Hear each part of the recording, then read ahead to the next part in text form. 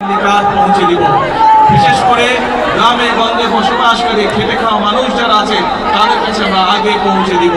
আল্লাহর রহমতে আল্লাহ আমাদেরকে তৌফিক দিয়েছেন, আল্লাহ আমাদেরকে রহমত দিয়েছেন।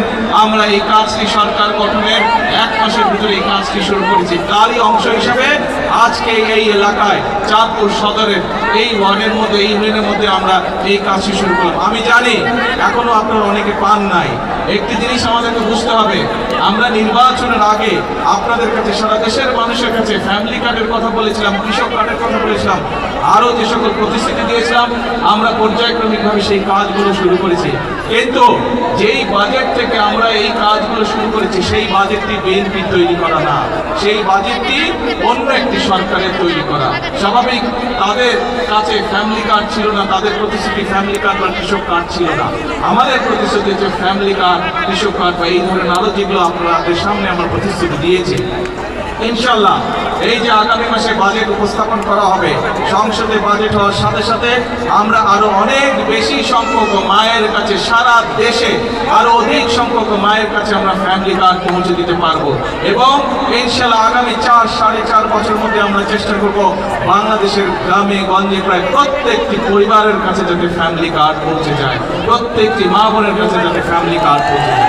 এই ফ্যামিলি কার্ডের একই সাথে এই ফ্যামিলি কার্ড পেলে যেমন মায়েদের জন্য ভালো হবে, একইভাবে আপনাদের নিশ্চয়ই খেয়াল আছে দেশনেত্রী খালেদা জিয়া যখন দেশ পরিচালনা করেছিলেন তখন তিনি এই যে এই বাংলাদেশের মেয়েদের শিক্ষা ব্যবস্থা ক্লাস 1 থেকে ক্লাস 12 পর্যন্ত ফ্রি করে দিয়েছেন, বিনামূল্যে করে দিয়েছেন।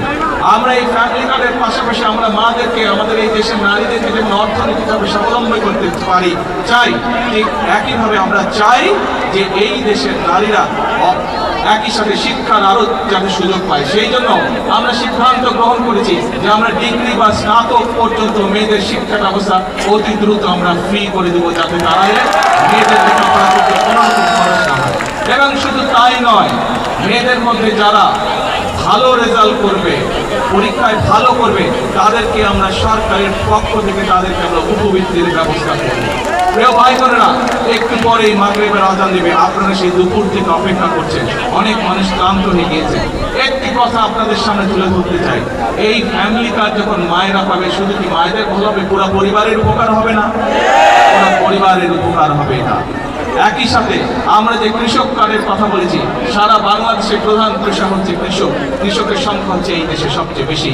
কৃষক কার্ড যখন কৃষকদের হাতে পৌঁছবে, কৃষকদের উপকার হবে না? কৃষকদের উপকার হবে।